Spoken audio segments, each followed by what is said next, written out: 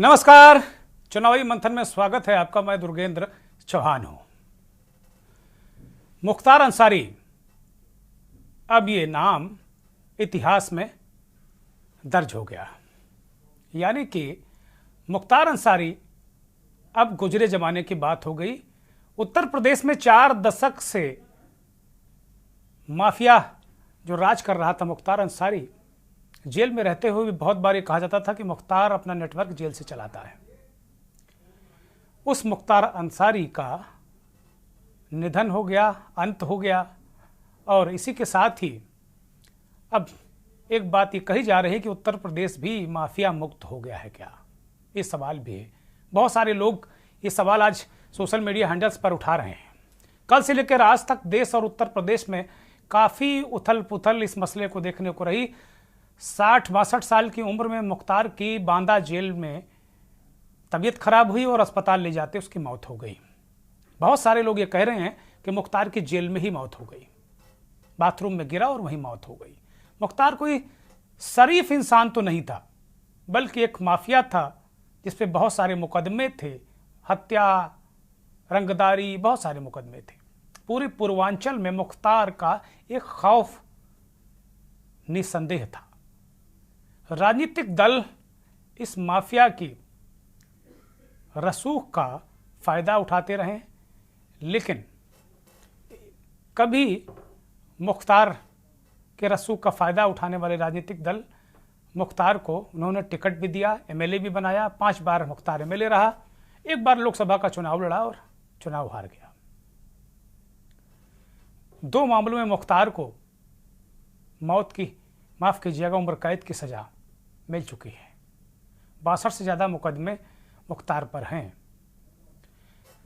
मुख्तार की मौत को लेकर चूंकि वो सजा याफ्ता था और जुडिशियल कस्टडी में था, इसलिए मुख्तार की मौत को लेकर बहुत सारे सवाल उठाए जा रहे हैं। इस वक्त जो मेडिकल बुलेटिन जारी हुआ जेल में, वो एक हार्ट अटैक से मौत की बात कही गई। आज दिन में बांदा में पोस्टमार्टम के बाद मुख्तार के पार्थिव शरीर को, सबको उनके पैतृक निवास गाजीपुर के लिए रवाना कर दिया गया। खबर यह है कि कल उन्हें सुपुर्द एक खाक कर दिया जाएगा, उनका क्रियाकर्म हो जाएगा। मुख्तार को लेकर, उनकी मौत को लेकर बहुत सारे सवाल उठ रहे हैं। विपक्षी दलों ने इसमें मोर्चा खोला है। समाजवादी पार्टी 10 मामले गिना रही, उसके मुखिया अखिलेश यादव कह रहे हैं कि मुख्तार अंसारी ये एक मामला नहीं, इससे पहले जेल में हत्या हो जाती है, जेल में बहुत सारे। कुल मिलाकर अखिलेश यादव ने सरकार पर निशाना साधा है मुख्तार की मौत के बहाने। और समाजवादी पार्टी के ट्विटर हैंडल से मुख्तार की मौत पर दुख भी व्यक्त किया गया है। कांग्रेस पार्टी के राष्ट्रीय प्रवक्ता सुरेंद्र राजपूत, बड़े नेता पप्पू यादव, बहुत सारे नेताओं ने इस पर प्रतिक्रिया व्यक्त की है और कहा यह सांस्थानिक हत्या है, ये मौत नहीं है सिंपल। सीबीआई जांच की मांग की है कांग्रेस पार्टी ने, उसके प्रवक्ताओं ने। बड़ा सवाल यही है कि मुख्तार की मौत पर क्या राजनीति हो रही है? क्या 2024 का लोकसभा चुनाव है, इसलिए राजनीतिक दल कुछ ज्यादा ही आंसू बहा रहे हैं क्या? ये बड़ा सवाल है।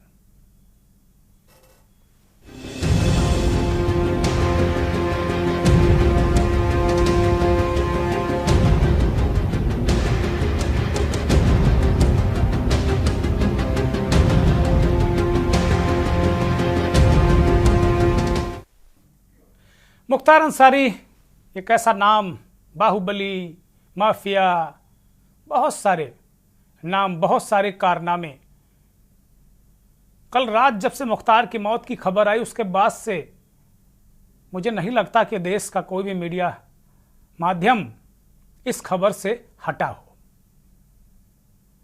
मुख्तार बदनाम होकर भी जब इस दुनिया से गया तो इतना ज़्यादा, यूँ कहें कि लगातार कुछ लोगों ने, हमने देखा कि सोशल मीडिया पर एतराज़ भी किया कि ये मीडिया माध्यमों को, चैनलों को हो क्या गया है, एक अपराधी को इस तरह महिमा मंडित किया जा रहा है।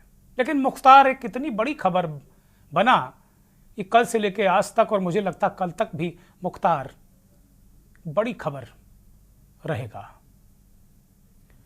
लेकिन सबसे बड़ी बात यह है कि 40 साल तक माफिया डॉन जिसकी तूती बोलती थी, बहुत सारी हत्याएं, बहुत सारी घटनाएं मुख्तार के नाम दर्ज हैं।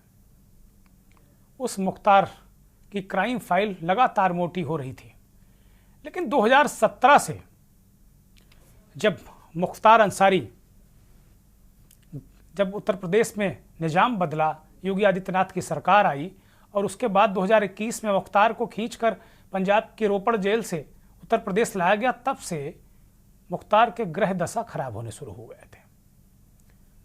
अभी 21 तारीख को मुख्तार ने बाराबंकी की अदालत में, MP MLA कोर्ट में ये कहा कि कुछ नाम लिए, कई पॉलिटिशियन के नाम लिए, कई अधिकारियों के नाम लिए, लिखित रूप से शिकायत की कोर्ट को कि ये लोग जेल में उनकी हत्या करा देना चाहते हैं। मुख्तार ने बार बार अपने परिजनों से कहा, कोर्ट में लिख कर दिया कि उन्हें स्लो पॉइजन दिया जा रहा है, धीमा जहर उन्हें दिया जा रहा है, उनकी हत्या हो जाएगी। तो सवाल ये उठता है कि मुख्तार की सुनी क्यों नहीं गई? और कहते हैं कि एक जेलर और 2 डिप्टी जेलर भी बांदा जेल के निलंबित हुए।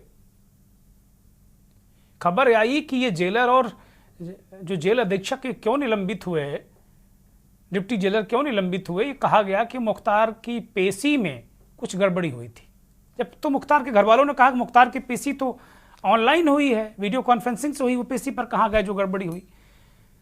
तो क्या जेलर और डिप्टी जेलर मुख्तार के इन्हीं आरोपों के तहत हटाए गए, जिस पर उसने कहा था कि उसके साथ जेल में कुछ असामान्य व्यवहार किया जा रहा है, मुख्तार की हत्या हो जाएगी? मुख्तार ने खुद कहा।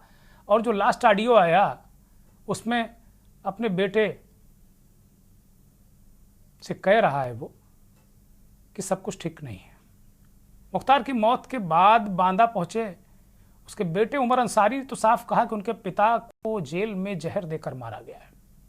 और इसके बाद से राजनीतिक दलों ने एक मोर्चा खोल दिया। अखिलेश यादव, कांग्रेस पार्टी, तेजस्वी यादव, आजाद समाज पार्टी के अध्यक्ष चंद्रशेखर आजाद, बहुत सारे लोगों ने, चंद्रशेखर आजाद ने तो यहां तक कह दिया कि आजम खां को लेकर भी वो चिंतित हैं। आजम खां जेल में बंद हैं, कहीं आजम खां की भी हत्या ना हो जाए जेल के अंदर। चंद्रशेखर आजाद ने तो यहां तक कह दिया। अखिलेश यादव ने ये कहा कि हो क्या रहा उत्तर प्रदेश में। चंद्रशेखर कह रहे हैं कि पूर्व विधायक मुख्तार अंसारी की मौत के बाद मैं आजम खां को लेकर चिंतित हूं। आजम खां, उनके बेटे जेल में बंद हैं, वो इस बात को कह रहे हैं, उनके स्वास्थ्य का ख्याल सही से नहीं रखा जा रहा है, आजम खां के साथ ज्यादतियां हो रही हैं, उनके दिल में दर्द का समंदर है, सरकार के इशारे पर कुछ भी हो सकता है। मुख्तार अंसारी ने भी खूब गुहार लगाई थी, लेकिन किसी ने कोई सुनवाई नहीं की। वो आजम साहब की तरफ भी इशारा कर रहे हैं कि आजम खां का भी कहीं हश्र मुख्तार अंसारी जैसा ना हो जाए, कह रहे हैं चंद्रशेखर आजाद, आजाद समाज पार्टी के अध्यक्ष, उत्तर प्रदेश के उभरते दलित नेता, ये बात कह रहे हैं। अखिलेश यादव ने जो कुछ कहा, अखिलेश यादव कह रहे हैं कि मुख्तार की मौत के बाद कई सवाल पूछे हैं सरकार से अखिलेश यादव ने।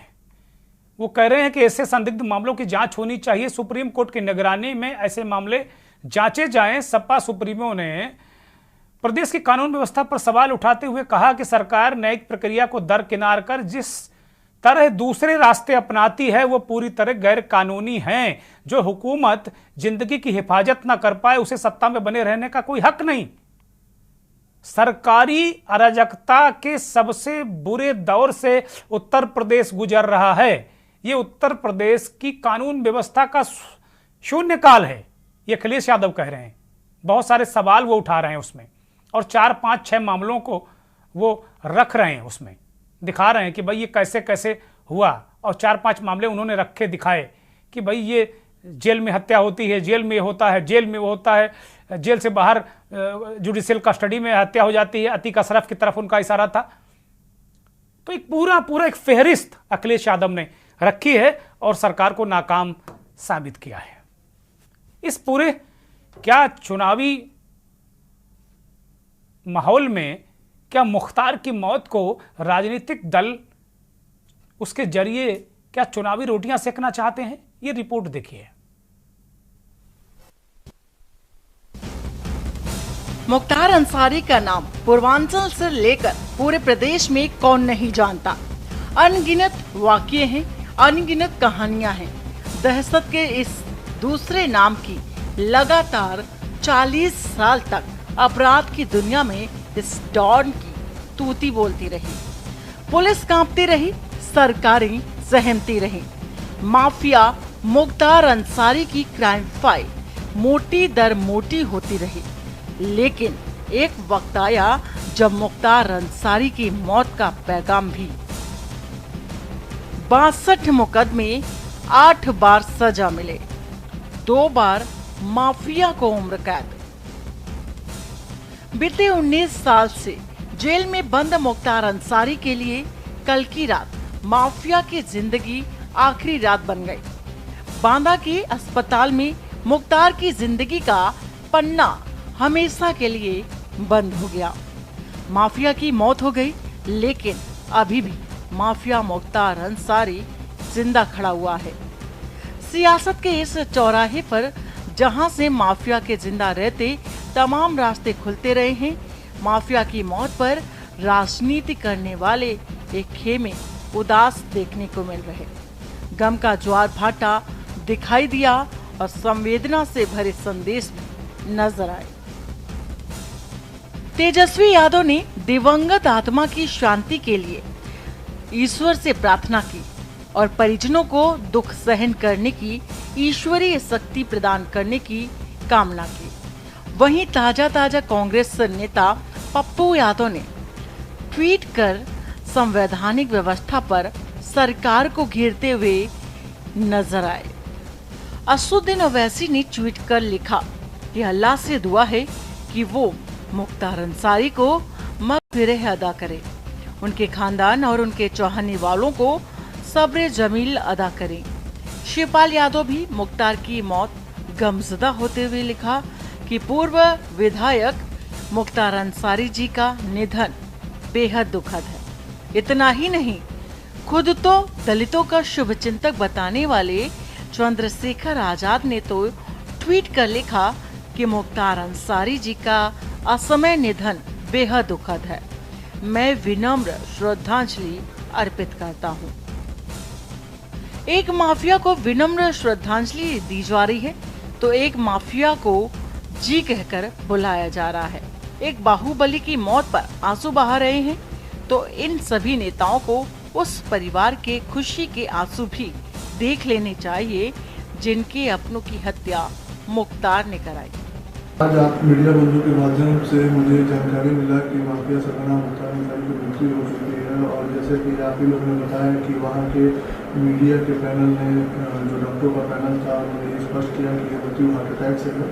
तो मेरा मानना है कि ये बाबा गोरखनाथ का आशीर्वाद है कि आज उनके दरबार से ये न्याय सुनने को मिला है।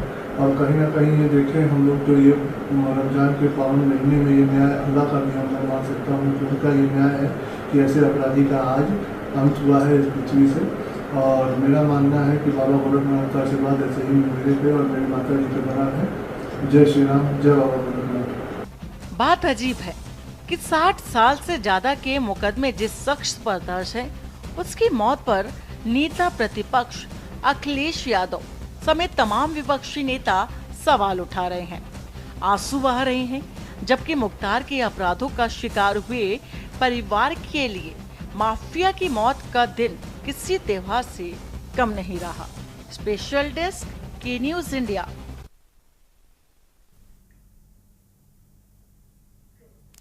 कुछ प्रतिक्रियाएं आपको हम इसमें जो आई हैं वो सुनाएंगे, उसके बाद वो ऑडियो भी आपको हम सुनाएंगे जो आखिरी बातचीत है मुख्तार और उसके बेटे उमर अंसारी के बीच, जिसमें मुख्तार बहुत कुछ कह रहे हैं। सब नजर आ रहा है, जिसकी आंख होगी वो देख लेगा, जिसकी आंख नहीं होगी वो नहीं देख पाएगा। हम लोग न्यायपालिका के रास्ते से, कानून के रास्ते से आगे इस पे जो करना होगा करेंगे। मैं इस समय इस स्थिति में नहीं हूँ कि आपको कुछ कहूँ। आपके भाई भी अंतिम उसमें शामिल हो सके तो क्या कोर्ट में जाएंगे? कोर्ट में जाएंगे, प्रयास करेंगे, जो लीगल तरीका है उससे प्रयास जरूर करेंगे। आपके परिवार से कौन कौन आ रहा है यहाँ? बस हम हैं और कोई नहीं है भैया, मैं कई बार स्पष्ट है। अब्बास का ये बयान, वो कह रहे हैं ये कल रात का उनका बयान है, उमर अंसारी का, माफ़ कीजिएगा, और वो अब्बास के लिए कह रहे हैं कि उनके बड़े भाई अब्बास अंसारी जो मुख्तार के बड़े बेटे हैं, विधायक हैं, वो कासगंज, उत्तर प्रदेश की कासगंज जेल में बंद हैं। हाई कोर्ट में अब्बास अंसारी ने अपने पिता के जनाजे में शामिल होने के लिए पैरोल मांगी थी, लेकिन हाई कोर्ट ने सुनवाई करने से इनकार कर दिया है। अब खबर है कि अब्बास अंसारी को पैरोल के लिए सुप्रीम कोर्ट का दरवाज़ा वकील ने खटखटाया है। हो सकता है कि कल उनको सुप्रीम कोर्ट से राहत मिले और अपने पिता के जनाजे में वो गाजीपुर में शामिल हो सकें। वो आखिरी वीडियो, माफ़ कीजिएगा ऑडियो, आपको हम सुनाने जा रहे हैं जो मुख्तार और उनके बेटे उमर अंसारी के बीच की आखिरी बातचीत है। हेलो जी बाबा, अस्सलाम वालेकुम। आप ठीक हैं? हाँ बाबू ठीक है। बस अल्लाह ने बचा लिया पापा, आप हिम्मत से रहिए, इंशाल्लाह सब सही होगा। रमजान का पाक महीना हम लोग को पूरी उम्मीद। आप कुछ बोलिए पापा, जो हमसे कहना है बोलिए फटफट। 18 तारीख से बाद से पाक ही नहीं है, रोजा ही नहीं है, न एक वक्त की जमात जी। हम बेहोशी टाइप हो जा रहे हैं। हाँ बाबा बिल्कुल, बहुत कमजोर हो गए आप, हमने देखा, वीडियो में देखा हमने जब आप डिस्चार्ज हुए हैं तो। 2 दिन 4 दिन 5 दिन और, ताकि हम उठ सकते, हम बैठ नहीं पा रहे हैं बाबू, और हम समझ रहे हैं पापा, बिल्कुल समझ रहे हैं, बिल्कुल वो तो दिख ही रहा है कि बिल्कुल वो जहर का सब असर है पापा, लेकिन अल्लाह बहुत बड़ा है। हम लोग पढ़ के दम कर रहे हैं आप पे, आप बहुत जल्द सही हो जाएंगे इंशाल्लाह। किसी भी तरह हिम्मत करके पापा फोन कर लिया करिए रोज, आपकी आवाज सुन के जान में जान आ गई हम लोग के। हाँ बाबू, हम अल्लाह अगर जिंदा कभी रखे होगा तो रूह रहेगी, और तो बॉडी तो चली जाएगी। बिल्कुल रहेगी पापा इंशाअल्लाह, बिल्कुल। अभी अल्लाह ताला हम लोग को हज कराएंगे एक साथ, हज उम्रा सब कराएंगे। आप बिल्कुल हिम्मत से रहिए, आपसे ज्यादा हिम्मत किसके पास है, अशरफुल मखलूकात हैं पापा, और आप, हमें पता है कि आप बहुत हिम्मत से हैं। कोई और रहता तो अब तक मर गया होता पापा, आप बहुत हिम्मत से हैं।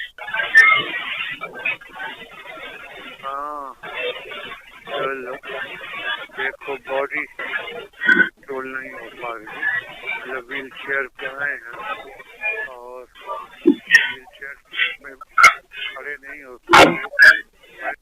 जी पापा, हम अभी आपकी रिपोर्ट तलब कराने के लिए भी एप्लीकेशन डलवाया है यहाँ कोर्ट में। सब जल्दी बेहतर होगा पापा, आप पेशी पे कोशिश किया करिए कि आके अपनी सब बात जज साहब से कहिए पापा, हर जगह। कहा नहीं पास उस लायक नहीं है। आज आए थे ना, तो फिर आए थे तो बेहोश हो गए। हाँ पापा, वॉशरूम हो रहा है कि नहीं हो रहा है, लूज मोशन हो रहा है कि एकदम हो ही नहीं रहा बात को? नहीं 10 दिन से न मोशन हुआ ही नहीं, कुछ हुआ ही नहीं। वीसी पे बात हुई थी, यहाँ लखनऊ पेशी पे हम आए हुए हैं कचहरी में, यहाँ वीसी पर वीडियो कॉन्फ्रेंसिंग पे बात हुई है भैया से मेरी, वो ठीक है, बस आप ही के लिए परेशान है, भाभी मिल के भी उससे आ जाएंगे। बस वो वहीं 2 दिन 3 दिन रुका करे, थोड़ा बच्ची तो खर्च भी कम लगेगा करना। जी पापा, आप बस हिम्मत रखिए और हम लोग जल्दी मिलने आएंगे आपसे। अगर आर्डर हो जाएगा तो कल, नहीं तो फिर 2-3 दिन बाद आएंगे, सोमवार मंगल। अभी इस लायक बॉडी नहीं है कि तुम हमें बोल पाओगे।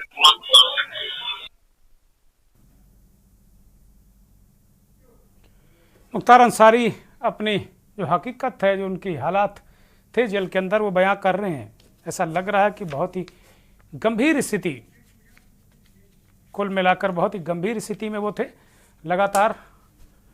और जब उनको भर्ती कराया गया था, बार बार उमर अंसारी यही कह रहे हैं कि भाई मैंने पहला ऐसा मामला दुनिया का देखा जब किसी मरीज को आईसीयू से निकालकर वार्ड में न लाकर सीधे जेल भेजा गया।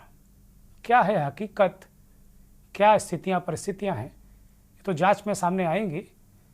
जुडिशियल जांच के आदेश भी हो गए हैं, बहुत सारी जांचें हो रही हैं, पोस्टमार्टम भी पैनल से हुआ है, मौत का कारण भी पता चलेगा। लेकिन ये आरोप है कि मुख्तार को धीमा जहर दिया गया। मुख्तार ने भी लिखित में कोर्ट में कहा और बातचीत में भी, जो बेटे और उनके बीच की बातचीत, उसमें भी इस तरीके की चीज़ें उनका बेटा भी कह रहा है। तो सवाल यही है कि मुख्तार अंसारी की मौत पर क्या राजनीति हो रही है, क्या वोटों की राजनीति हो रही है, या जो विपक्षी दल हैं वो इस सिस्टम पर जो सवाल उठा रहे हैं वो सवाल जायज़ है क्या। एक ब्रेक पर जा रहा हूँ, ब्रेक के बाद हमारे साथ मेहमान होंगे और हम इस पर एक चर्चा करने वाले हैं।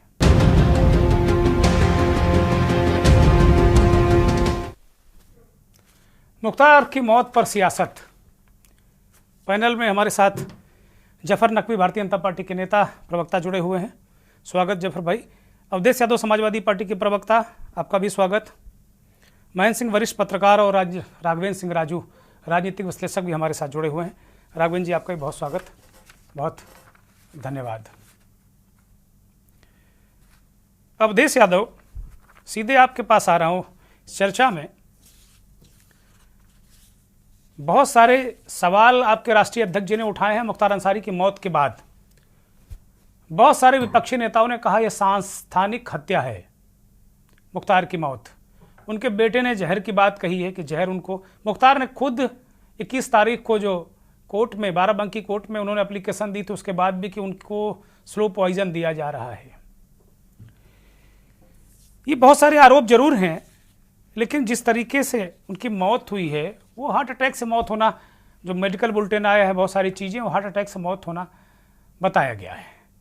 ऐसे में क्या चुनाव के वक्त राजनीतिक दल, जिसमें आपका दल भी शामिल है, ये आरोप है आपके दल पर कि आप लोग क्या वोटों के लिए ये राजनीति कर रहे हैं? एक सीधे साधे मामले, जो एक सिंपल सा मामला है मौत का, एक स्वाभाविक मौत लग रही है, लेकिन परिवार उस पर उंगली उठा रहा है। आप उसको एक बहुत कॉम्प्लिकेटेड बना रहे हैं और उसको कहीं ना कहीं इसमें वोट भी नजर आ रहे हैं क्या? ऐसा भी जो आपके सत्ताधारी दल के लोग बार बार इस बात को कह रहे हैं। अवधेश यादव, अनम्यूट करिए अवधेश जी।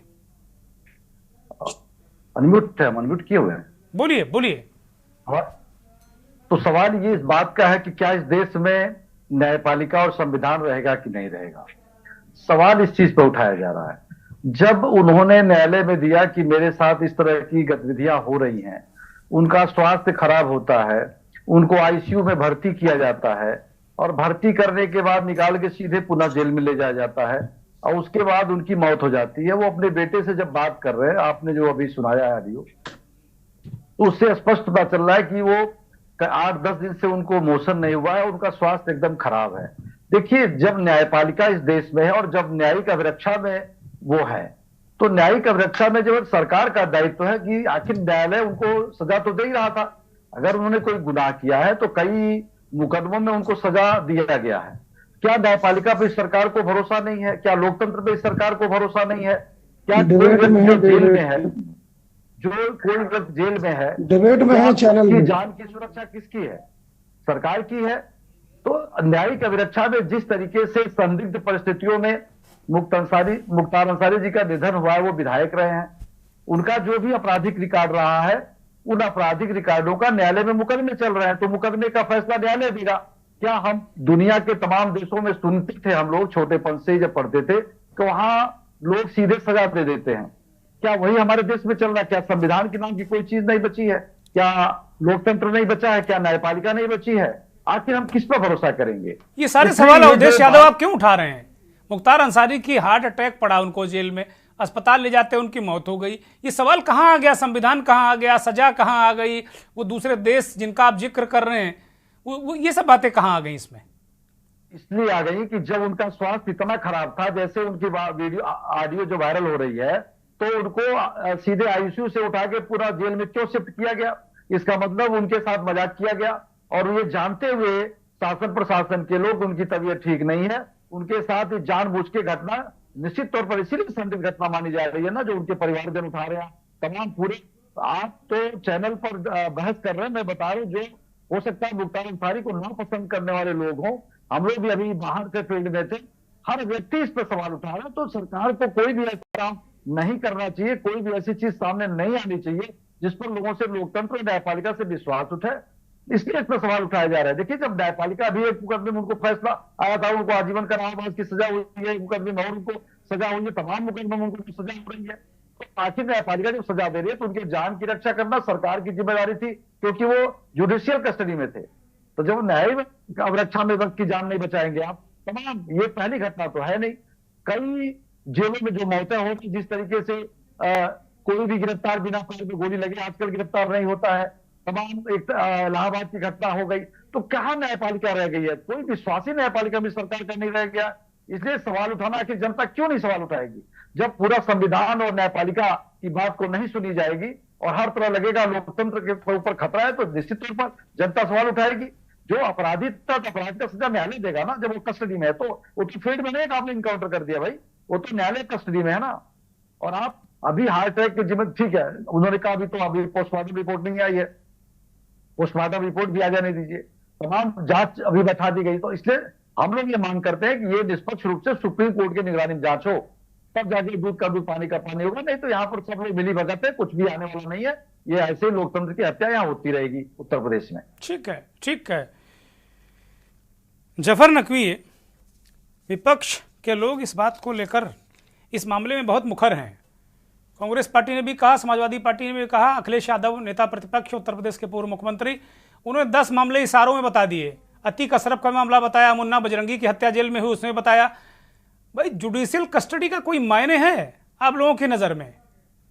और इस पे लगातार अगर कोई व्यक्ति कोर्ट में कह रहा है, लगातार सारी चीज़ें हो रही हैं, जेलर सस्पेंड हो रहा है, डिप्टी जेलर सस्पेंड हो रहा है, उसके बाद भी ये स्थितियां हो रही हैं, वो कह रहा है कि भाई हमें इलाज नहीं मिल रहा, बहुत सारी चीज़ें नहीं हैं, उनका परिवार आरोप लगा रहा है कि साजिश है, जहर देकर मारा गया है। इस तरीके के मसले उठ रहे हैं, सवाल उठ रहा है, विपक्ष भी उठा रहा है।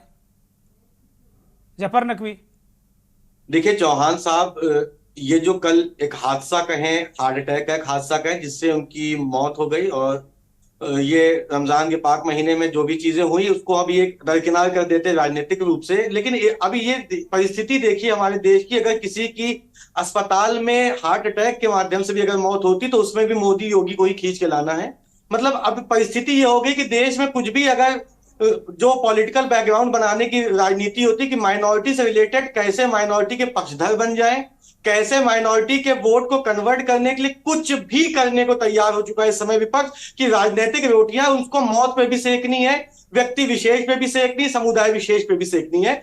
न्यायिक अभिरक्षा की जहां बात अभी भाई साहब कर रहे थे, तो न्यायिक अभिरक्षा में 2 दिन पहले भी, उससे पहले भी जब उनको ऐसा मसला आया था तो उनको अस्पताल लाया गया, उनका ट्रीटमेंट किया गया। उसके बाद जो एक रिपोर्ट जारी की गई जिसमें यह था कि कोई ऐसी नेगेटिव इंपैक्टफुल रिपोर्ट नहीं कि जिसकी वजह से इनको अस्पताल में परमानेंट रखा जाए, उनको पुनः जेल में स्थापित किया जा सकता है। तो उसके बाद उनको जेल पुनः भेज दिया गया। उसके बाद अचानक से हार्ट अटैक की बात जो कल घटना सामने आई, उसके बाद भी उनको अस्पताल ले जाया गया, जहां पे आधे घंटे से लेकर 1 घंटे तक उनका ट्रीटमेंट चलता है। उसके बाद हार्ट अटैक, एक आम जनमानस के साथ, एक मानव के साथ हार्ट अटैक होने की क्या संभावनाएं खत्म हो गई है, उसके लिए भी योगी और मोदी ने हार्ट अटैक डलवाया है। अब जो राजनीति का जो स्वरूप हो गया है उसमें कुछ गंभीर विषय है कि वो कह रहे हैं कि जहर दिया गया, उनके बेटे कह रहे हैं, और मुख्तार ने कोर्ट के सामने लिख कर दिया था कि उन्हें जहर दिया जा रहा है। 21 तारीख को बाकायदे कोर्ट में उन्होंने दिया है लिखकर। ये सवाल ये है कि साजिश है, मुख्तार का परिवार कह रहा है कि साजिश है। उनके परिवार के व्यक्ति के, उनके बेटे उमर अंसारी का भी अगर बयान सुने, उन्होंने कहा मुझे न्यायपालिका पे भरोसा है और मैं न्यायपालिका की आगे की जो पृष्ठभूमि वो न्यायपालिका के आधार पे करूंगा। उनको किसी व्यक्ति विशेष का न उन्होंने नाम लिया और ना ही किसी व्यक्ति विशेष पे कोई आरोप प्रत्यारोप लगाया। उनके पिताजी के माध्यम से जो याचिका आई थी वो माननीय न्यायालय गई थी, योगी या मोदी के पास या भारतीय जनता पार्टी के नहीं नहीं, शीर्ष उसको नेतृत्व के पढ़ पास लीजिएगा, होनी उसको गई थी। पढ़ लीजिएगा। उस जो जो 21 तारीख को बाराबंकी के एमपी एमएलए कोर्ट में उन्होंने दिया है, उन्होंने एक लेफ्टिनेंट गवर्नर, एक उपराज्यपाल, एक बहुत सीनियर आईपीएस अफसर, इसी तरीके से एक माफिया एमएलसी, बहुत सारे लोगों के नाम लिखे हैं बाकायदे। मुख्तार अंसारी ने बाकायदे नाम लिखे हैं उसमें कि ये लोग मेरी हत्या कराना चाहते हैं जेल में। उनकी तरफ से जो याचिका गई है वो माननीय न्यायालय में गई है, माननीय न्यायालय उसका फैसला करेगा, न्याय संगत। मोदी योगी नहीं कहा कि मैं इसी बात पे तो कह रहा हूं कि उसके लिए हर चीज के लिए मोदी योगी और भारतीय जनता पार्टी को नहीं नहीं, मोदी योगी का नाम नहीं उठाया, किसी ने मोदी योगी का नाम नहीं लिया। वो कह रहे सिस्टम पर सवाल उठा रहे हैं। अब वो सिस्टम अगर मोदी योगी चला रहे हैं तो वो अपने आप हो जाता है, लेकिन सवाल तो सिस्टम पे उठा रहे हैं कि भाई अगर बहुत सारे लोगों ने कहा सांस्थानिक हत्या है, अगर जुडिशियल कस्टडी में बहुत सारी चीजें हो जाएंगी, हत्याएं हो जाएंगी, जेल के अंदर हत्याएं हो जाएंगी, तो बहुत सारे सवाल तो उठेंगे भाई। अब्बास भाई, जफर भाई, देखिए जिस चीज के लिए लगातार मैं बोल रहा हूं उसके पीछे यह कि न्यायालय के अधीन जो चीजें गई हैं, न्यायालय में जो याचिका गई है उसका फैसला माननीय न्यायालय के आधार पर ही आएगा। और जो पोस्टमार्टम की रिपोर्ट आएगी उस पोस्टमार्टम की रिपोर्ट के बाद ये फाइनल होगा कि इसमें वास्तविक तौर पे क्या प्रशासनिक कोई त्रुटि रह गई थी या फिर इसमें किसी प्रकार की साजिश करके किसी के माध्यम से कुछ ऐसी घटना को अंजाम दिया गया है। लेकिन अभी जो विपक्ष के पास एक काम है, विपक्ष को खाली मुसलमानों को बता देना है जुल्म हो रहा है, ज्यादती हो रही, तुम्हारे साथ न्यायपालिका तुम्हारे साथ नहीं दे रही, तुम्हारे साथ व्यवस्थापिका साथ नहीं दे रही, तो केवल और केवल इस मुद्दे को इस मौत के भी मुद्दे को भटकाकर केवल और केवल अपने राजनीतिक लाभ के लिए इस प्रकार की विपक्ष की साजिश लगातार कल से सक्रिय है, जो सोशल मीडिया से लेकर इलेक्ट्रॉनिक मीडिया तक हर माध्यम पे आपको ये सामने स्पष्ट दिख रही है। और इनके इंडिया गठबंधन के संबंधित जो भी नेतागण है इनकी तरफ से केवल और केवल प्रशासन को दोषी बना दिया गया है। न जाने कौन सी एडवांस पोस्टमार्टम रिपोर्ट इनके पास आ गई है या न जाने न्यायालय की कौन सी इनके पास रिपोर्ट आ गई है जिसके आधार पर इन्होंने सब कुछ दोषी बना दिया। किसी व्यक्ति को हार्ट अटैक से मौत नहीं हो सकती इनके हिसाब से, उसके लिए भी प्रशासन और प्रधान और मौजूदा सरकार दोषी हो गई है। ठीक है अवधेश यादव, एक छोटा सा जवाब, फिर मैं दोनों विश्लेषकों के पास जाऊंगा। अवधेश यादव जी, देखिए ये कह रहे हैं कि पहली बात तो मोदी योगी का नाम किसी ने लिया नहीं, तो इनके चोर की दाढ़ी में तिनका वाली सवाल है। दूसरा मैं कह रहा हूं कि जब वो अपने बेटे से जब बात कर रहे हैं तो ऑडियो में स्पष्ट दिखाई दे रहा है कि मैं बैठ नहीं पा रहा हूं, मेरा मोशन 10 दिन से नहीं है। तो कैसे मेडिकल रिपोर्ट में उनको क्लीन चिट दे दिया, ठीक है, उनको तत्काल हॉस्पिटल जेल में शिफ्ट कर दिया गया। आप जब न्यायालय में एप्लीकेशन देते हैं तो न्यायालय के पास जो शासन प्रशासन होता है उसी सिस्टम से जांच कराती है। तो इसका मतलब जो न्यायालय ने जो भी आदेश किया वो शासन प्रशासन ने कोई सिस्टम में कोई काम नहीं किया। ये सब सवाल उठने लाजमी है। हार्ट अटैक आ गया, हार्ट अटैक आ सकता है, 10 दिन से इसका मोशन नहीं होगा, कुछ भी हो सकता है संभव उसके साथ। वो आदमी बैठ नहीं पा रहा, वो आदमी बात नहीं कर पा रहा ठीक से। तो ये सवाल संदेह के घेरे में आता है, इसलिए हम समाजवादी पार्टी के लोग और आम जनता सब लोग चाहते हैं कि सुप्रीम कोर्ट की निगरानी में इसकी जांच हो, दूध का दूध पानी का पानी हो, जिससे आम जनता के बीच में मुख्तार, ठीक है अवधेश यादव, ठीक है। मुख्तार अंसारी के बेटे ने आज कहा था कि एम्स के डॉक्टरों के पैनल से पोस्टमार्टम कराया जाए। वो बात शायद उनकी पीछे रह गई और पोस्टमार्टम डॉक्टरों ने किया, बांधा के, और बाकायदे जो शव है मुख्तार का वो उनके घर भेज दिया गया है। महेंद्र सिंह के पास आ रहा हूँ। महेंद्र सिंह, ये इस तरीके की जो चीज़ें हैं, जब इस तरह की कोई चीज़ें होती हैं तो राजनीतिक बयानबाजी हो जाती, स्वाभाविक है। और मेरा तो अपना मानना है कि इस देश में अगर नेता ना हो तो बहुत दिक्कत हो जाएगी, एक जनता के लिए बड़ी दिक्कतें हो जाएंगी। जनता बिल्कुल, मुझे लगता है फिर ईदी अमीन का युगांडा हो जाएगा अगर नेता ना हो। तो मैं नेता को तो बहुत प्रणाम करता हूँ, चाहे जिस दल का हो, क्योंकि वो कभी ये पक्ष में कभी वो विपक्ष में, तो कम से कम संतुलन बना रहता है, चीज़ें आती रहती हैं। कुल मिलाकर इस पूरे मुख्तार के प्रकरणों को एक तरीके से क्या राजनीतिक रूप देने की कोशिश की जा रही है? विपक्ष के नेता बहुत सक्रिय हैं, चुनाव भी है इस वक्त, ऐसा माहौल है। महेंद्र सिंह, निश्चित तौर पर, क्योंकि वो एक राजनीतिक व्यक्ति भी थे और इस राजनीतिक व्यक्ति होने के साथ साथ, ठीक है, डॉन, गैंगस्टर और सारी चीजें थी, लेकिन राजनीतिक व्यक्ति भी थे। और अगर पारिवारिक पृष्ठभूमि देखी जाए तो ये बहुत बड़ा खानदान था, स्वतंत्रता आंदोलन में भाग लिया और तमाम कई खानदान के कई लोगों ने भाग लिया। मतलब प्रतिष्ठित परिवार था और इसी पीढ़ी में ये थोड़ा सा इधर उधर हुआ। इसके पहले इनके पिता भी एक प्रतिष्ठित कम्युनिस्ट नेता थे। लेकिन चूंकि आपने जैसे पॉइंट आउट किया कि नेता कभी इस पक्ष में कभी उस पक्ष में, ये स्वाभाविक उनका है कि अब तो चुनाव चल रहा है और चूंकि अंसारी का एक अच्छा खासा प्रभाव है पूर्वांचल में, तो कम से कम अच्छा खासा प्रभाव है, चाहे वो बनारस हो चाहे वो गाजीपुर हो, तो उन इलाकों में ठीक ठाक प्रभाव है। कई सीटों पे इनका चुनाव में समीकरण बदलते हैं इनकी वजह से।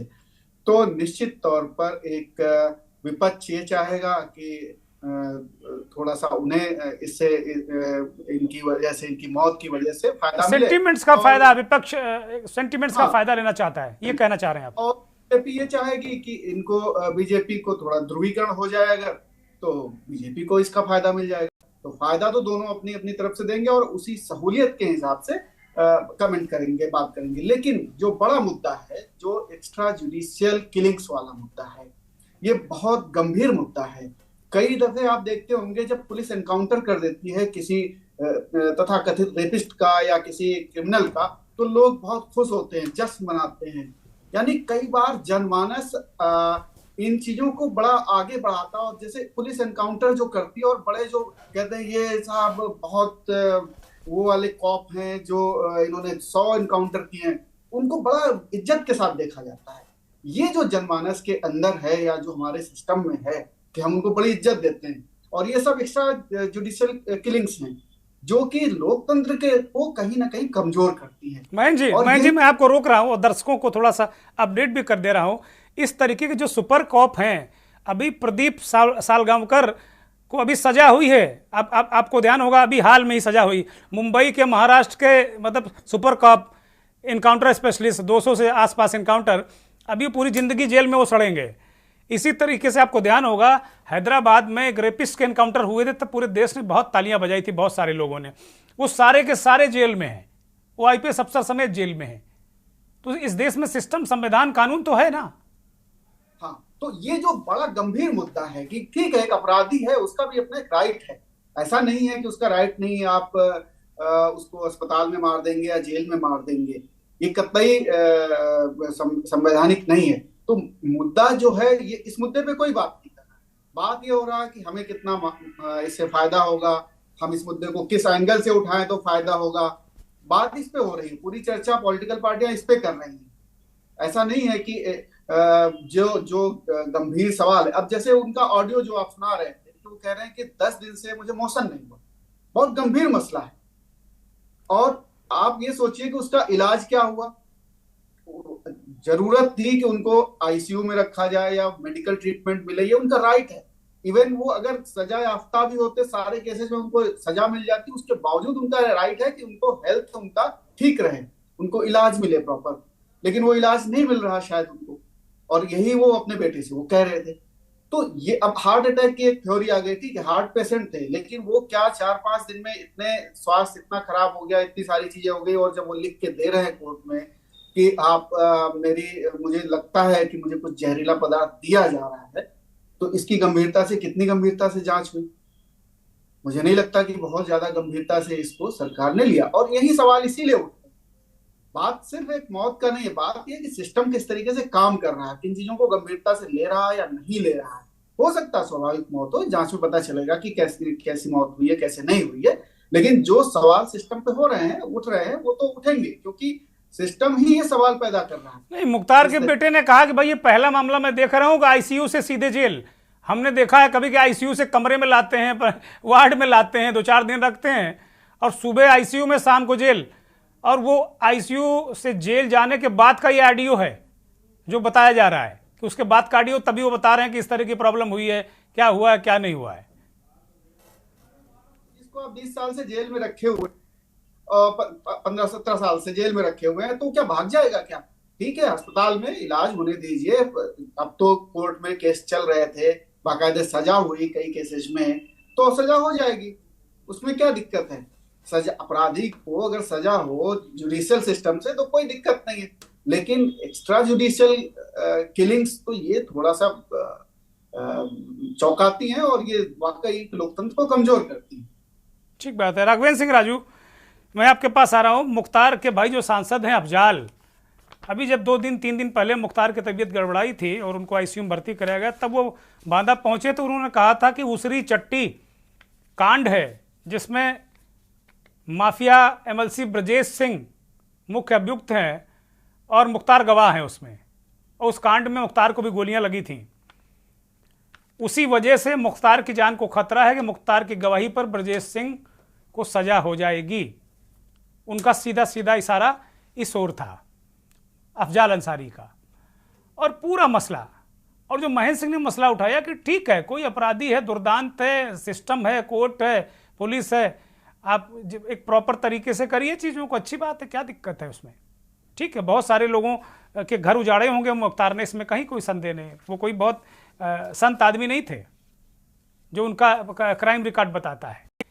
लेकिन कुल मिलाकर जो सवाल मूल है कि इस तरीके की आशंका, इस तरीके की बातें, और परिवार कह रहा है कि साजिश है, कोर्ट में भी लिख कर दे रहा है, तो क्या इस देश में कोई भी व्यक्ति हो, मैं ये नहीं कहता कि वो मुख्तार अपराधी था इसलिए उसको ये हक नहीं है, भाई कोई व्यक्ति हो, एक आम नागरिक अगर कोर्ट में लिख कर देता है कि भाई मेरे साथ ये हो रहा, तो उस पर कोई कुछ एक्शन वैक्शन तो होगा ना कि सब ऐसे ही चलेगा इस देश में। नहीं दुर्गेन जी, आपकी बात, जहां आपने जो प्रश्न उठाया है और हमारे मित्र महेंद्र सिंह ने भी अभी ये बात कही, ये निश्चित तौर पर है कि जुर्म और जराइम की दुनिया के माननीय मुख्तार जी जो है बेताज बादशाह थे, और उन पर 101 परिवार और उन पर सब मिलाकर करीब 101 मुकदमे दर्ज थे। अभी 29 अप्रैल 2023 को आपने देखा हो कृष्णानंद राय हत्याकांड में जो मऊ दंगे उसके बाद हुए तमाम घटना हुई, स्वाभाविक बातें हैं कि पक्ष और विपक्ष, जब उनको सजा हो रही थी तब भी ये मामले तमाम उठे थे। 23 सितंबर को भी जब पहली बार 2022 में उनको गैंगस्टर एक्ट में सजा हुई थी 5 साल की, फिर 15 दिसंबर 2022 में भी एडिशनल एसपी मामले में भी उनको 10 साल की सजा हुई। न्यायपालिका अपनी जगह अपना काम कर रही है। और जो बात आपने भी उठाई है कि अगर उन्होंने ये मामला उठाया कि भाई हमको जेल में खतरा है, जब वो पंजाब से बांदा जेल लाए जा रहे थे तब भी ये मामला उन्होंने रखा था, और परिवार अगर उन पर कोई मामला उठा रहा है, तो आज जो पोस्टमार्टम रिपोर्ट है उसमें 5 सदस्यीय जो पैनल था उसमें शायद आप जो बता रहे थे कि उन्होंने एम्स की मांग की, मेरी जानकारी में शायद उसमें एक पीजीआई का डॉक्टर भी था और 3 वहां जिला चिकित्सालय के और एक मेडिकल बांदा का कोई डॉक्टर था। इस तरीके के 5 सदस्यीय डॉक्टरों के पैनल ने उनका पोस्टमार्टम किया है। पोस्टमार्टम में तो हृदय गति रुकने की बात प्रारंभिक तौर पर जो जांच में आई, लेकिन इसके बाद भी दुर्गेन जी अगर उनका परिवार सहमत नहीं है तो विसरा भी होता है। विसरा जो है इसके बाद सुरक्षित रख दिया जाता है। लेकिन यह बात सच है कि जो पत्र का मामला आपने अभी उठाया और जो मामले आपने अभी उठाए और जिन जिन लोगों के नाम आए, ये निश्चित तौर पर न्यायपालिका चीफ जुडिशियल मजिस्ट्रेट उन्होंने भी एक आदेश दिया है न्यायिक प्रक्रिया में, और मैं समझता हूं कि अगर उनका परिवार सहमत नहीं होगा तो भारत की न्यायपालिका इस समय बहुत स्ट्रांग है। और न्यायपालिका में परिवार ने कहा है कि हमें न्यायपालिका के रास्ते पे जाना है, न्यायपालिका पे बहुत भरोसा है, उनके बेटे ने इस बात को कहा है। लेकिन ये बात सच है कि वो एक खानदानी राजनेता थे, उनके पिताजी भारतीय राष्ट्रीय कांग्रेस के शुरुआती मुख्तार अहमद अंसारी जी अध्यक्ष रहे, और उनके चाचा भी हामिद अंसारी जी महामहिम उपराष्ट्रपति भी भारत में रहे हैं। बड़ा रसूखदार परिवार था उनका, इसमें कोई नहीं मान सकता। और निश्चित तौर पर यह भी है कि आज लोकसभा का चुनाव चल रहा है। अब ऐसे में जो आप सुबह से देख रहे हैं, रात से अब सुबह से सारे आज के अखबार जिस तरीके से उन्होंने प्रथम वरीयता उनको दी, जिस तरीके से आज आपने देखा कि टीवी चैनल से लेके सारी गाड़ियां मुख्तार को लेके चल रही हैं, तो एक बड़े, मैं समझता हूं बड़े नेता के रूप में भी अंतिम उनको सलामी मैं समझता हूं देश की मीडिया, प्रिंट मीडिया, चैनल और इसके बाद देश के सारे नेताओं ने, क्योंकि ये मामला 2011 की गणना में भी लगाएंगे 19.3% करीब उत्तर प्रदेश में अल्पसंख्यक मतदाताओं की गणना के अनुसार संख्या है। और अब तो मान लीजिए 2024 चल रहा, बहुत बढ़ गया होगा, लगभग 23%, 22% हो सकता है उनकी जनसंख्या हो। तो ये तमाम बातें भी जो आ रही हैं, लेकिन ये बात सच है कि अगर उन्होंने कोई शिकायत की थी और जिन जिन लोगों के नाम लिए थे वो सारी चीजें जांच प्रक्रिया में मैं समझता हूं, चाहे वो आपने बात रखी सुप्रीम कोर्ट का पैनल बने, और ये भी बात सच है कि अगर वो पोस्टमार्टम से सहमत नहीं होंगे तो एम्स के डॉक्टरों के द्वारा दूसरा जो सुरक्षित रखा गया होगा उस पैनल के माध्यम से भी जांच, हाँ, बहुत सारी चीजें साफ हो जाएंगी, सारे जो चीजें आरोप, बहुत सारी चीज साफ हो जाएंगी। लेकिन मेरा सवाल आज इस कार्यक्रम में यही है कि क्या मुख्तार की मौत पर सियासत हो रही, राजनीतिक इस्तेमाल लोग कर रहे हैं और राजनीति क्या इस स्तर पर आ गई है, ये बड़ा सवाल। हमारे साथ वरिष्ठ आईपीएस अधिकारी रहे अधिकार सेना के अध्यक्ष अमिताभ ठाकुर साहब जुड़ गए हैं। आपका स्वागत, बहुत धन्यवाद, बहुत आभार आपका। अमिताभ जी, एक बहुत ही कॉम्पिटेंट पुलिस अफसर आप रहे हैं, इस तरह की चीज़ों पर आपने कल सबसे पहले, इस घटना के बाद आपने सबसे पहले मुद्दा, और लगातार वो चीज़ें सामने भी आई, इस पर क्या नज़रिया रखते हैं, क्या राय रखते हैं? जिस तरीके की बातें आई हैं कि मुख्तार को स्लो पॉइजन दिया जा रहा था, ये जा रहा था, बहुत सारी चीज़ें आई हैं। देखिए, मैं जितना समझ पा रहा हूं और मेरा यह मानना है कि जो पिछले 7 वर्षों से जो मौजूदा राज्य सरकार है, इस पूरे चीज का कहीं ना कहीं इस सरकार से इस संदर्भों का सीधा मतलब है, कष्टप्रद है, दुखद है, लेकिन निश्चित रूप से कहीं ना कहीं सरकार जो कर रही है और सरकार के साथ जिस प्रकार से 2 पक्ष बन गया है माफियाओं का, एक हमारे एक पराये, और हमारे का संरक्षण परायों के साथ कठोरतम कार्रवाई, अगर संभाव से कठोरतम कार्रवाई होती तो निश्चित रूप से मैं भी प्रशंसा करता और मैं समझता हूं किसी को कोई आपत्ति नहीं होती। लेकिन चूंकि विभेदकारी निरंतर कार्य हुए, आज के समय चूंकि जिनके पास ताकत है, आप जानते हैं इतिहास वो लिखता रहता है अपने मन से, जिसके पास ताकत होती है तो अभी का लिखा, अभी का बोला, अभी की जिसको मैं कहूं कि प्रशंसा का अर्थ नहीं है। समय के साथ ये तथ्य आएंगे कि मौजूदा सरकार ने एक अत्यंत ही विभेदकारी ढंग से माफियाओं के प्रकरण को लिया और कुछ लोगों को स्पष्ट प्रश्रय देते हुए कई लोगों के साथ मतलब हिंसात्मक कार्रवाई तक की स्थिति, राज्य पोषित। पप्पू यादव जी ने जो बिहार के नेता हैं, उन्होंने एक शब्द का प्रयोग किया, संगठनात्मक हत्या, संभवतः शब्द उन्होंने कहा, सांस्थानिक हत्या जी, सांस्थानिक हत्या शब्द का प्रयोग किया। कई लोगों ने कहा कि कठोर शब्द कहे, किसी ने कहा कि मतलब गलत कहा, लेकिन मुझे लगता है कि जो तथ्य, जो बैकग्राउंड है, बागपत में अचानक से जेल के अंदर मुझे सौभाग्य मिला है, मौजूदा सरकार ने मुझे 7 महीनों तक जेल में रहने का अवसर दिया। मैं एक कागज के पन्ने के लिए, एक कलम के लिए तरस जाता था। उसी जेल में 2 हथियार आए, बंदूकें आई और ठन ठन चली, और वो मुन्ना बजरंगी नहीं रहे। क्या इसको यह नहीं माना जाएगा कि ये संस्थागत राज्य पोषित हत्या के रूप में इसको देखा जाए? जिस व्यक्ति ने अनीस उनके जो भाई हैं, उन्होंने अतीक अंसारी और उनके भाई ने प्रयागराज में चीखते रहे मेरी हत्या हो जाएगी। अतीक और उनके भाई, और उनकी हत्या हुई और पुलिस कस्टडी में हुई, अब इनकी हुई। तो तमाम चीजें ऐसी हैं जो एक समझिए सीरीज बनी हुई हैं। जीवा जो थे, मिस्टर अग्रवाल, जो आपके पश्चिम के जो ये थे माफिया, उनकी कोर्ट में हत्या हुई, वो भी लखनऊ कोर्ट में जीवा की हत्या हुई, जीवा की हत्या हुई। तो यह और देखिए, एक इंटरेस्टिंग बात है कि इनमें से किसी हत्याकांड को लेकर सरकार ने कभी कोई सीरियसनेस नहीं दिखाया। कुछ ऐसा था जैसे कि वो जान रहे हैं कि पर्दे के पीछे क्या है। पर्दे के पीछे जब हम जानते हैं कि क्या है तो मेरी उत्सुकता नहीं रहती जानने में। जो अतीक के मामले में 3 लोग पकड़े गए, तीनों युवा थे। यह प्रश्न आप लोगों ने उठाने की कोशिश की, आपने कहा भाई ये लाखों रुपए का पिस्तौल कहां से आया उसके पास? जी। किसी ने जवाब ही नहीं देना चाहा, उसका कोई अर्थ नहीं था, प्रश्न खत्म हो गया। अनम्यूट हो गए अमिताभ जी, आप अनम्यूट करिए। अमिताभ ठाकुर जी अनम्यूट करिए, आपको हम सुन नहीं पा रहे हैं।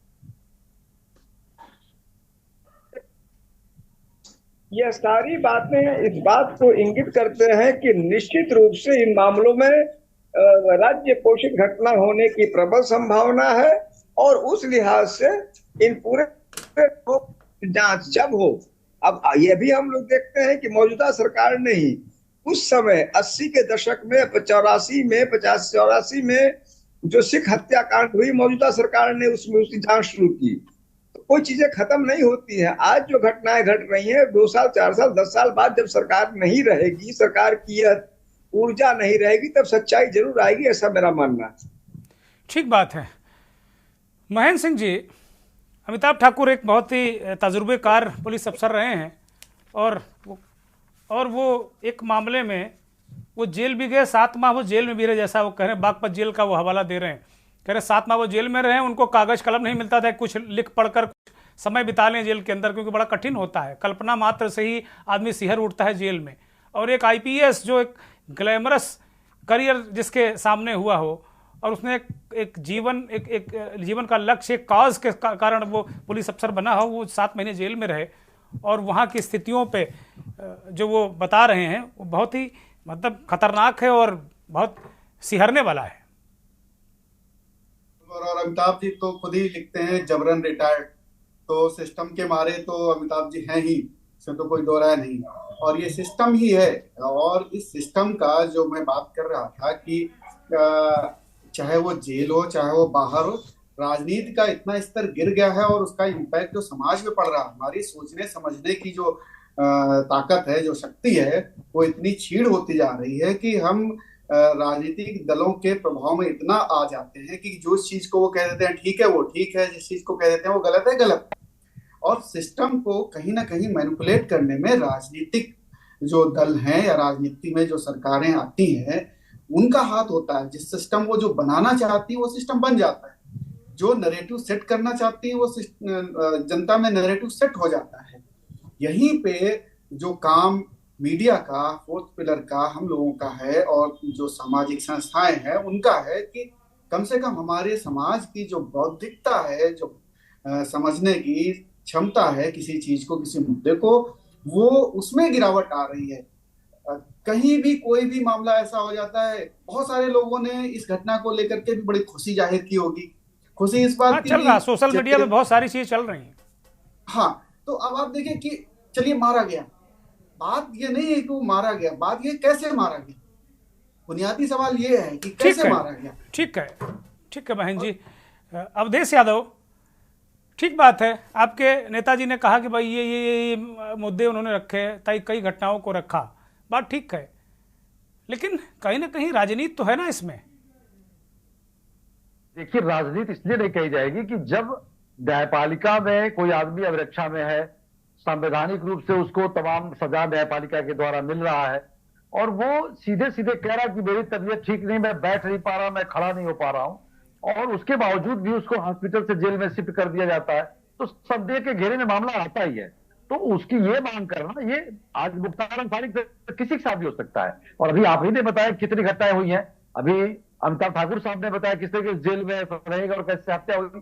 तो सवाल यहां पर आके खड़ा होता है। इस पर सवाल अगर लोकतंत्र में पॉलिटिकल आदमी नहीं उठाएगा तो फिर कौन उठाएगा? जनता तो दो भागों में बटी पड़ी है, कोई ताली पीट रहा है, कोई खुश हो रहा है, कोई दुखी मना रहा है। वहां तो यही भाजपा का प्रयास भी तो यही है ना। ठीक बात है। राघवेंद्र राजू, मैं आपके पास आ रहा हूं अंतिम टिप्पणी के लिए। बड़ी वास्तव में इसको लेकर एक अलग तरीके से पक्ष विपक्ष जैसा हो गया है, इसको प्रेजेंट किया जा रहा है एक तरीके से। एक पक्ष एक अलग नैरेटिव सेट कर रहा है और दूसरा एक अलग सेट कर रहा है, विक्टिमाइज हो रहा है। लेकिन कुल मिला के जो मूल प्रश्न महेंद्र सिंह ने उठाया, मूल प्रश्न अमिताभ ठाकुर ने उठाया कि भाई जो संस्थाएं हैं वो किसी के साथ, वो तो सबके साथ एक सा व्यवहार करेंगे ना, जुडिशियल कस्टडी और तमाम सारी चीज़ें हैं। तो ये सब चीज़ें क्या ये सिस्टम को नहीं बिगाड़ती, क्या तंत्र को नहीं बिगाड़ती हैं क्या?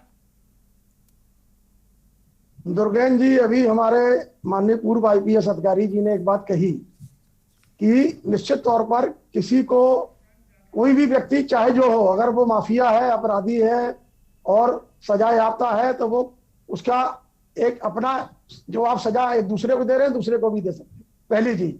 दूसरी चीज ये है कि न्यायिक अपरक्षा में जो घटनाओं का उन्होंने जिक्र किया, ये निसंदेह बहुत कुछ जो है हमारे इन सब चीजों पर बहुत सारे प्रश्न चिन्ह खड़े कर देते हैं।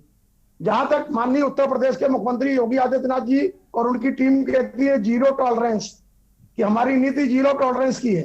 अब उनके साथ कितने लोग शासन और प्रशासन को चलाने वाले लोग हैं, और अगर वो जो बात अमिताभ ठाकुर जी ने उठाई है भेदभाव वाली बात, अगर वो भेदभाव है तो ये बात कल आपने देखा सुप्रीम कोर्ट के 600 वकीलों ने एक मामला आज मुखपृष्ठ पे छपा हुआ भी है, उन्होंने कहा न्यायपालिका भी दबाव में है। कहने का तात्पर्य है कि पूरे भारत में आज ठीक है, इस देश में किसी को कोई कुछ भी कहने का अधिकार है, तो कुछ भी कोई कहीं भी कुछ कहे जा रहा है। बहुत शुक्रिया राघवेंद्र जी आपका, बहुत शुक्रिया नकवी साहब, बहुत शुक्रिया अवधेश यादव, महेंद्र सिंह जी और अमिताभ ठाकुर, आपका भी बहुत बहुत धन्यवाद, बहुत आभार सभी का। उन दर्शकों का जो हमारे इस खास कार्यक्रम चुनावी मंथन को देखते हैं। सवाल यही है, क्या मौत पर राजनीति या राजनीतिक रोटियां सेकी जानी चाहिए, वो किसी की हो, चाहे एक माफिया की ही क्यों ना हो। बहुत बहुत धन्यवाद।